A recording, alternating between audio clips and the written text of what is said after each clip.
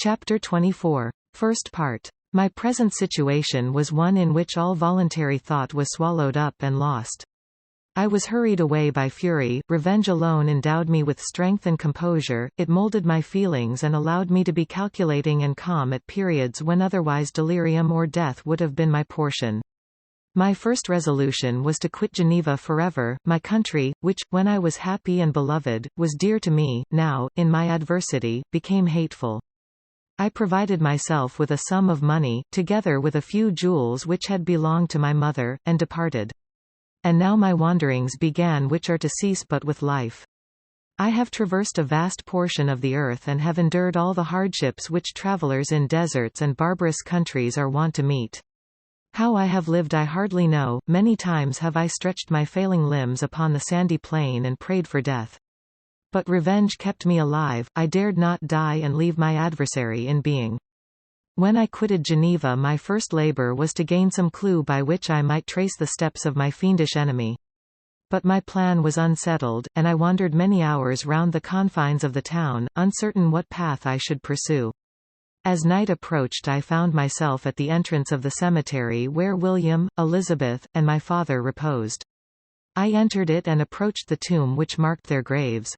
Everything was silent except the leaves of the trees, which were gently agitated by the wind. The night was nearly dark, and the scene would have been solemn and affecting even to an uninterested observer. The spirits of the departed seemed to flit around and to cast a shadow, which was felt but not seen, around the head of the mourner. The deep grief which this scene had at first excited quickly gave way to rage and despair. They were dead, and I lived, their murderer also lived, and to destroy him I must drag out my weary existence.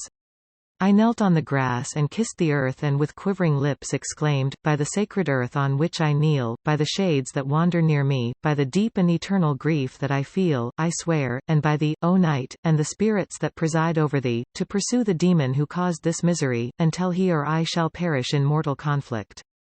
For this purpose I will preserve my life. To execute this dear revenge will I again behold the sun and tread the green herbage of earth, which otherwise should vanish from my eyes forever. And I call on you, spirits of the dead, and on you, wandering ministers of vengeance, to aid and conduct me in my work. Let the cursed and hellish monster drink deep of agony, let him feel the despair that now torments me.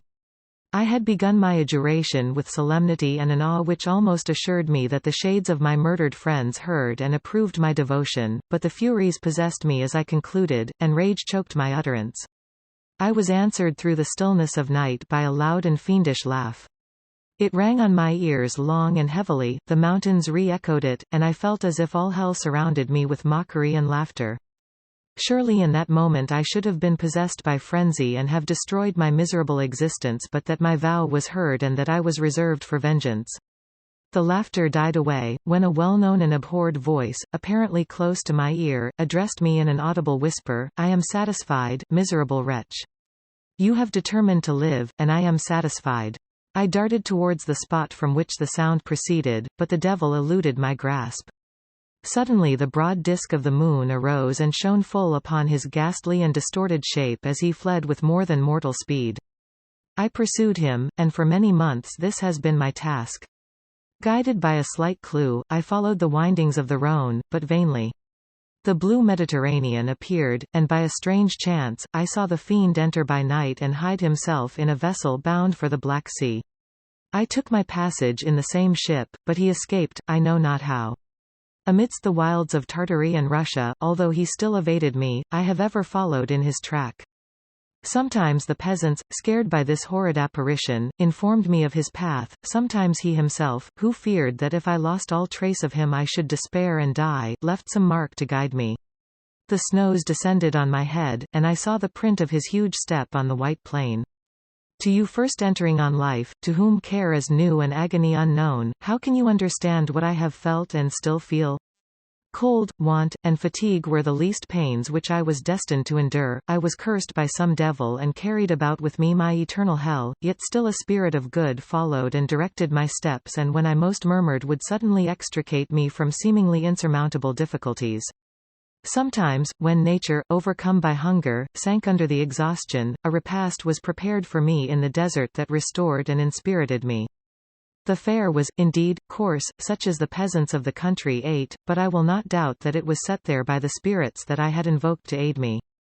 Often, when all was dry, the heavens cloudless, and I was parched by thirst, a slight cloud would bedim the sky, shed the few drops that revived me, and vanish. I followed, when I could, the courses of the rivers, but the demon generally avoided these, as it was here that the population of the country chiefly collected. In other places human beings were seldom seen, and I generally subsisted on the wild animals that crossed my path. I had money with me and gained the friendship of the villagers by distributing it, or I brought with me some food that I had killed, which, after taking a small part, I always presented to those who had provided me with fire and utensils for cooking. My life, as it passed thus, was indeed hateful to me, and it was during sleep alone that I could taste joy. O blessed sleep! Often, when most miserable, I sank to repose, and my dreams lulled me even to rapture. The spirits that guarded me had provided these moments, or rather hours, of happiness that I might retain strength to fulfill my pilgrimage. Deprived of this respite, I should have sunk under my hardships. During the day I was sustained and inspirited by the hope of night, for in sleep I saw my friends, my wife, and my beloved country. Again I saw the benevolent countenance of my father, heard the silver tones of my Elizabeth's voice, and beheld Clerval enjoying health and youth. Often, when wearied by a toilsome march, I persuaded myself that I was dreaming until night should come and that I should then enjoy reality in the arms of my dearest friends. What agonizing fondness did I feel for them! How did I cling to their dear forms, as sometimes they haunted even my waking hours, and persuade myself that they still lived. At such moments vengeance, that burned within me, died in my heart, and I pursued my path towards the destruction of the demon more as a task enjoined by heaven, as the mechanical impulse of some power of which I was unconscious, than as the ardent desire of my soul. What his feelings were whom I pursued I cannot know. Sometimes, indeed, he left marks in writing on the barks of the trees or cut in stone that guided me and instigated my fury. My reign is not yet over. These words were legible in one of these inscriptions: you live, and my power is complete. Follow me, I seek the everlasting ices of the north, where you will feel the misery of cold and frost, to which I am impassive. You will find near this place, if you follow not too tardily, a dead hare, eat and be refreshed. Come on, my enemy, we have yet to wrestle for our lives, but many hard and miserable hours must you endure until that period shall arrive. Scoffing devil! Again do I vow vengeance, again do I devote thee, miserable fiend, to torture and death. Never will I give up my search until he or I perish, and then with what ecstasy shall I join my Elizabeth and my departed friends, who even now prepare for me the reward of my tedious toil and horrible pilgrimage. As I still pursued my journey to the northward, the snows thickened and the cold increased in a degree almost too severe to support. The peasants were shut up in their hovels, and only a few of the most hardy ventured forth to seize the animals whom starvation had forced from their hiding places to seek for prey. The rivers were covered with ice, and no fish could be procured, and thus I was cut off from my chief article of maintenance.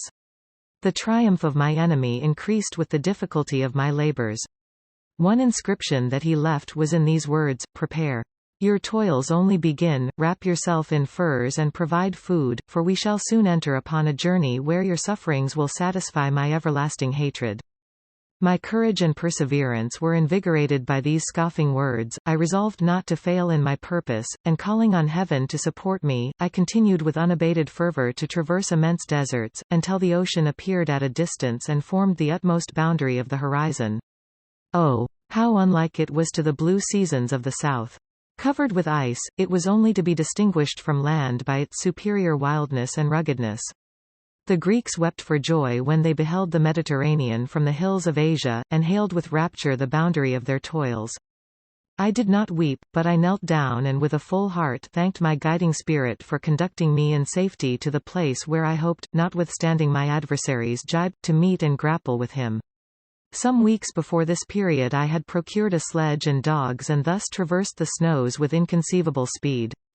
I know not whether the fiend possessed the same advantages, but I found that, as before I had daily lost ground in the pursuit, I now gained on him, so much so that when I first saw the ocean he was but one day's journey in advance, and I hoped to intercept him before he should reach the beach. With new courage, therefore, I pressed on, and in 2 days arrived at a wretched hamlet on the seashore. I inquired of the inhabitants concerning the fiend and gained accurate information. A gigantic monster, they said, had arrived the night before, armed with a gun and many pistols, putting to flight the inhabitants of a solitary cottage through fear of his terrific appearance. He had carried off their store of winter food, and placing it in a sledge, to draw which he had seized on a numerous drove of trained dogs, he had harnessed them, and the same night, to the joy of the horror-struck villagers, had pursued his journey across the sea in a direction that led to no land, and they conjectured that he must speedily be destroyed by the breaking of the ice or frozen by the eternal frosts. On hearing this information I suffered a temporary access of despair.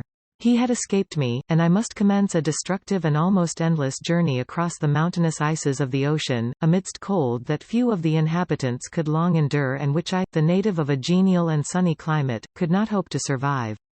Yet at the idea that the fiend should live and be triumphant, my rage and vengeance returned, and like a mighty tide, overwhelmed every other feeling. After a slight repose, during which the spirits of the dead hovered round and instigated me to toil and revenge, I prepared for my journey. I exchanged my land sledge for one fashioned for the inequalities of the frozen ocean, and purchasing a plentiful stock of provisions, I departed from land. I cannot guess how many days have passed since then, but I have endured misery which nothing but the eternal sentiment of a just retribution burning within my heart could have enabled me to support. Immense and rugged mountains of ice often barred up my passage, and I often heard the thunder of the ground sea, which threatened my destruction. But again the frost came and made the paths of the sea secure. By the quantity of provision which I had consumed, I should guess that I had passed 3 weeks in this journey, and the continual protraction of hope, returning back upon the heart, often wrung bitter drops of despondency and grief from my eyes. Despair had indeed almost secured her prey, and I should soon have sunk beneath this misery.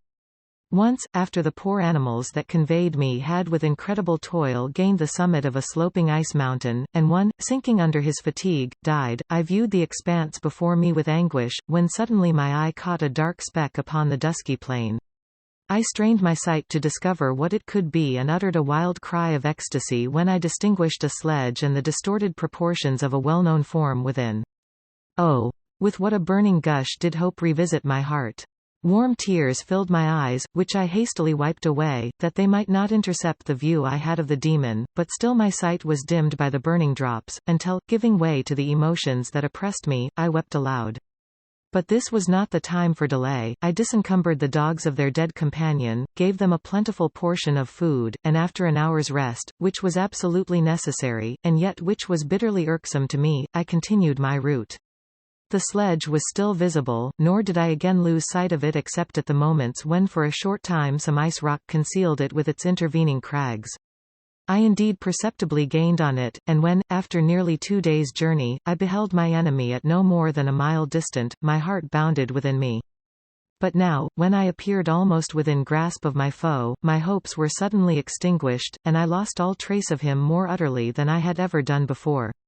A ground sea was heard, the thunder of its progress, as the waters rolled and swelled beneath me, became every moment more ominous and terrific. I pressed on, but in vain. The wind arose, the sea roared, and, as with the mighty shock of an earthquake, it split and cracked with a tremendous and overwhelming sound. The work was soon finished. In a few minutes a tumultuous sea rolled between me and my enemy, and I was left drifting on a scattered piece of ice that was continually lessening and thus preparing for me a hideous death. In this manner many appalling hours passed, several of my dogs died, and I myself was about to sink under the accumulation of distress when I saw your vessel riding at anchor and holding forth to me hopes of succor and life. I had no conception that vessels ever came so far north and was astounded at the sight. I quickly destroyed part of my sledge to construct oars, and by these means was enabled, with infinite fatigue, to move my ice raft in the direction of your ship. I had determined, if you were going southwards, still to trust myself to the mercy of the seas rather than abandon my purpose. I hoped to induce you to grant me a boat with which I could pursue my enemy.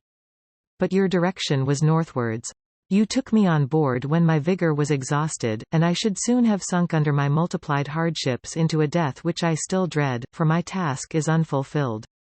Oh! When will my guiding spirit, in conducting me to the demon, allow me the rest I so much desire, or must I die, and he yet live? If I do, swear to me, Walton, that he shall not escape, that you will seek him and satisfy my vengeance in his death. And do I dare to ask of you to undertake my pilgrimage, to endure the hardships that I have undergone? No, I am not so selfish. Yet, when I am dead, if he should appear, if the ministers of vengeance should conduct him to you, swear that he shall not live, swear that he shall not triumph over my accumulated woes and survive to add to the list of his dark crimes. He is eloquent and persuasive, and once his words had even power over my heart, but trust him not. His soul is as hellish as his form, full of treachery and fiend-like malice. Hear him not, call on the names of William, Justine, Clerval, Elizabeth, my father, and of the wretched Victor, and thrust your sword into his heart. I will hover near and direct the steel aright.